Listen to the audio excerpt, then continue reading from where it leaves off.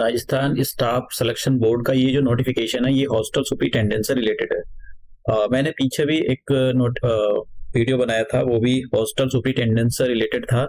देखिए वो जो था पीछे वाला नोटिफिकेशन वो हॉस्टल सुपरिटेंडेंट्स ग्रेड सेकंड से रिलेटेड था और वो ग्रेजुएट लेवल पर था।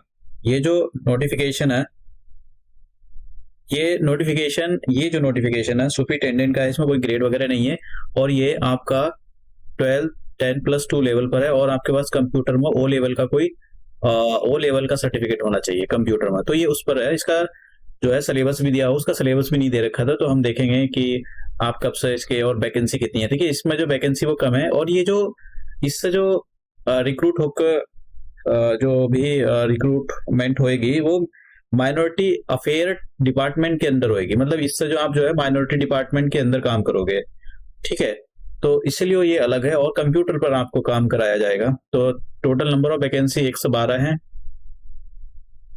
और आपको वन टाइम रजिस्ट्रेशन करना पड़ेगा। आप अपने आधार कार्ड से भी कर सकते हो और विदाउट आधार कार्ड करोगे तो आपको हो सकता है थोड़ा सा कुछ डॉक्यूमेंट ज्यादा लगाने पड़े और आधार कार्ड से करोगे तो ज्यादा डॉक्यूमेंट लगाने की जरूरत नहीं, केवल आधार कार्ड से ही काम चल जाएगा। OTR आपको भरना जरूरी है। वैकेंसी का डिस्ट्रीब्यूशन यहाँ पर दिया गया है, किसके लिए कितनी वैकेंसी है।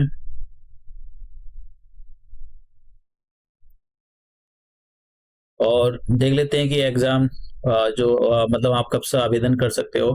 देखिए लेवल वेतन की बात करें तो आपको मैट्रिक्स लेवल 5 पर इसमें सैलरी मिलेगी। उसमें भी मैट्रिक लेवल 5 पर थी, इसमें भी मैट्रिक्स लेवल 5 पर है।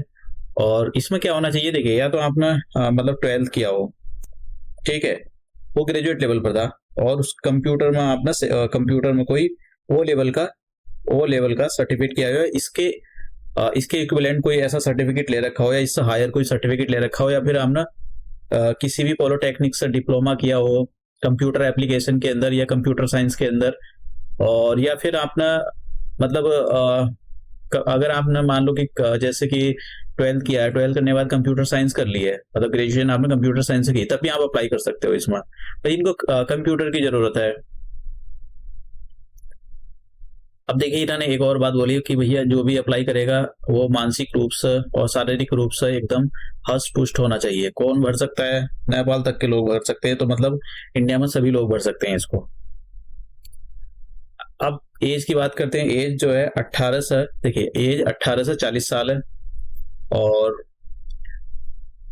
अगर आप 40 साल को क्रॉस कर जाते हो तो आप जिस भी कैटेगरी में आते हो उस कैटेगरी के हिसाब से आपको एज रिलैक्सेशन दिया जाएगा, जैसे SC ST वालों को, और जो पिछड़ा वर्ग में आते हैं और नॉन क्रीमी लेबर उनको 10 साल का रिजर्वेशन दिया जाएगा। पेंशन मिलेगी आपको इन नियम के अनुसार।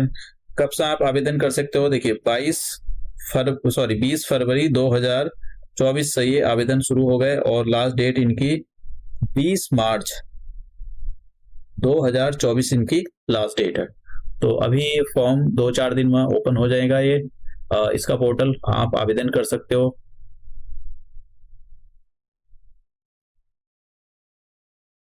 ये यहाँ पर दिया हुआ है कि आपका जो भी आप उसके अंदर फोटो या सिग्नेचर अपलोड करोगे तो उसका किस फॉर्मेट में होना चाहिए, कितना उसका साइज होना चाहिए, कितना पुराना होना चाहिए। यहाँ पर बोला गया है कि वो 1 महीने से पुराना ना हो, तो अधिकतम 1 मंथ पुराना आपका जो रंगीन फोटो चलेगा, उससे पुराना नहीं चलेगा। और अगर किसी वजह से आपके फॉर्म में कोई गलती हो जाती है तो सुधार का मौका दिया जाएगा आपको, लेकिन उसके अलग से एक्स्ट्रा चार्ज लगेंगे 300 रुपए। अगर आपको वन टाइम रजिस्ट्रेशन जब आप OTR फिल कर रहे थे और आपको ग्रेजुएशन में कोई चेंज करना है, मान लो आपने OTR फिल कर दिया है, फिर आपको कुछ रियलाइज हुआ कि आपने जो आपकी जो क्वालिफिकेशन है उसमें कुछ आपको कुछ बदलाव करना है या कुछ में गलत हो गया है, तो आप उसमें एक बार आपको अनुमति दी जाएगी, बस एक बार से ज्यादा नहीं। वो भी इसका टाइम पीरियड है, आप देख लेना इसको कब।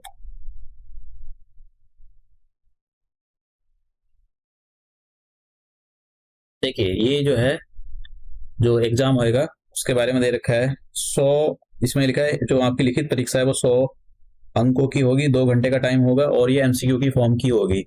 सभी क्वेश्चन के जो मतलब हर एक क्वेश्चन सेम मार्क्स का होगा और निगेटिव मार्किंग नहीं। सबसे अच्छी बात है निगेटिव मार्किंग नहीं, मतलब पूरा कर देना है आपको। तो हिंदी से 15 क्वेश्चन पूछे जाएंगे, गणित से पूछे जाएंगे 10 क्वेश्चन, कंप्यूटर से 10 क्वेश्चन पूछे जाएंगे और राजस्थान का जो सामाजिक और भूगोलिक और इतिहास और सांस्कृतिक पहलू से आपके 60 क्वेश्चन पूछे जाएंगे, तो ये 100 मार्क्स का हो जाएगा। इसमें 5 ऑप्शन रहेंगे, A B C D E. ई जो ऑप्शन है, अगर मान लो आपको कोई क्वेश्चन नहीं आ रहा है तो आप ई ऑप्शन को चूज करोगे, ठीक है। और अगर आपको पता है आंसर ए है या बी है तो फिर आप उसमें से आप टिक लग कर सकते हो। अगर आप ना क्वेश्चन को ऐसे ही छोड़ दिया तो देखिए इसमें फिर आपको पेनल्टी लगेगी 1/3 की। तो आपको यहाँ पर जो है टिक करना जरूरी है, मतलब फिल करना जरूरी है। तो अगर ई ऑप्शन आया तो आपको कुछ नहीं आ रहा तो आप ई ऑप्शन पर फिल कर देना। अगर आप ऐसे छोड़ दे तब भी आपके मार्क्स कटेंगे। ये यहाँ पर सिलेबस दे रखा है कि सामान्य हिंदी में ये क्या क्या पूछेंगे, जैसे कि पर्यायवाची हो गया, विलोम शब्द हो गया, ये सब पूछे जाएंगे आपसे। गणित में क्या पूछा जाएगा, गणित का भी यहाँ दे रखा है, रेशो प्रोपोर्शन, ये सब कुछ, परसेंटेज वगैरह, प्रॉफिट लॉस, ये सब पूछा जाएगा। कंप्यूटर में अगर आप एग्जाम, मतलब अगर कंप्यूटर का एग्जाम दे रहे हो तो फिर आपको यहाँ पर बेनिफिट मिल जाएगा, आपको बहुत सारी नॉलेज पता होगी। सामान्य ज्ञान में देखिए यहाँ पर सब आपसे पूछा जाएगा। ये रासायनिक मामलों में जैसे राष्ट्रीय अंतर्राष्ट्रीय से रिलेटेड चीजें पूछी जाएंगी, ये सब यहाँ पर सिलेबस दिया गया है। सिलेबस काफी लंबा चौड़ा सिलेबस है।